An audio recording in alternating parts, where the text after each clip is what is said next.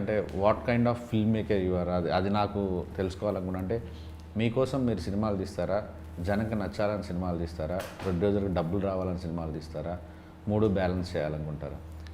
రెండోది సార్, జనాలు నచ్చాలి. జనాలు నచ్చితేనే ఆటోమేటిక్ మనీ విల్ ఫాలో కదా సార్. ఎక్కువ మంది జనాలు నచ్చాలి ఆబ్వియస్గా.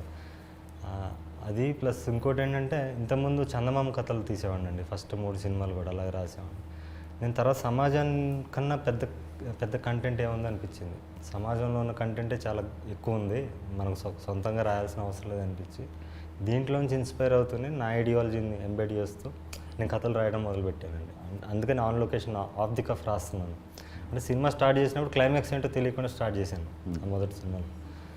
అలా స్టార్ట్ అయిందండి. అంటే ఒక సినిమా నేను అడిగేది అంటే, ఇప్పుడు సినిమాని ఒక కళగా చూడాలి, డబ్బులు మనకు వస్తే ఏంటి రాకపోతే ఇది ఒక ఆర్ట్ ఫామ్ అని బిలీవ్ చేయటమా, లేకపోతే పెట్టిన డబ్బులు తిరిగి రావాలి, జనాలు విపరీతంగా. అంటే మీకు ఫర్ ఎగ్జాంపుల్ చెప్తాను సార్, నేను హృదయకాలం తీసినప్పుడు విపరీతంగా ట్రోల్ చేశారు నన్ను ఒక సెక్షన్ ఆఫ్ ఆడియన్స్. ఇప్పుడు బేబీ తీసినప్పుడు బేబీకి కూడా నిబ్బా నిబ్బి సినిమా అంటారు, తిడుతుంటారు. కొబ్బరిమట్ట సినిమా చేసినప్పుడు కూడా అదే తెలుగు సినిమా పరువు తీస్తున్నావు అంటారు.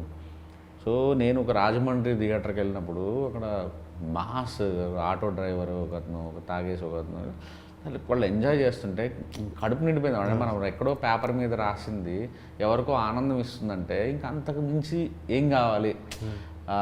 తిడితే తిట్టారు కానీ వీళ్ళందరినీ హ్యాపీ ఉంచడమే వీళ్ళందరి దగ్గర ఉంటే దాని డబ్బులు కూడా ఫాలో అవుతాయి. సో నేను ఆ మార్గం ఎంచుకున్నాను యాక్చువల్. అంటే అందరికీ నచ్చాలి సినిమా అనేది. సో మీరు అదే ఫాలో అవుతారా, లేదంటే సినిమాకి ఒక బాధ్యత ఉండాలి, ఇది కొన్ని ఎథిక్స్ ఉండాలి, క్యారెక్టర్లకి. అంటే ఇప్పుడు బేబీ రాసాడు ఫ్లాడ్ క్యారెక్టర్స్ రాశాను, కొంతమందికి అర్థమైంది, కొంతమంది ఉమెన్ ఇన్సల్ట్ చేశాను అన్నారు. బట్ అది దాంట్లో ఉన్న ఫ్లాడ్ క్యారెక్టర్, మనుషులు అలానే ఉంటారు నిజ జీవితంలో అనేది నేను అనుకున్నాను. సో మీరు ఎలా ఆలోచిస్తారు రాసేటప్పుడు?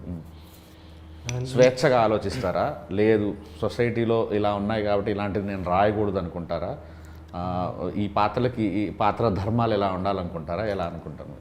అంటే అదే అందరికీ నచ్చాలి, ఎక్కువ మెజారిటీ పీపుల్కి రీచ్ అవ్వాలని అనుకుంటామండి. ఎనీ ఫిల్మ్ మేకర్ని అనుకునేది. మీరు అన్నది వాళ్ళు టోటల్లీ ఆర్ట్ ఫిల్మ్ తీసే డైరెక్టర్స్ ఉంటారు, వాళ్ళు మన కళలు ఇప్పుడు గొప్ప గొప్ప దర్శకులు సచిత్రి అని ఆయన ఉన్నారు. ఈజ్ నాట్ మామూలు ఏమైనా తెలియదు అని పేరు. నేను అలా అవ్వాలనుకుని రాలేదు. అంటే ఫస్ట్ నేను యాక్టర్ కన్నా ముందు డైరెక్టర్ అయితే కూడా ఎలాంటి డైరెక్టర్ అవ్వాలంటే ఒక కమర్షియల్ సినిమానే నా స్టైల్లో, అంటే నా ఊహ. ప్రతి మనిషికి ఒక ఊహ ఉంటుంది సార్, ప్రతి ఫిల్మ్ మేకర్కి. ఇప్పుడు మీ ఊహలో బేబీ మీరు తీసింది వేరు, అదే బేబీ వేరే దర్శకులు చేస్తే ఆయన ఊహ వేరు ఉంటుంది. సో అలా తీస్తూనే కమర్షియల్ సినిమాని తీయాలి, అంటే అందరిని అలరించే సినిమా తీయాలనుకున్నాను సార్.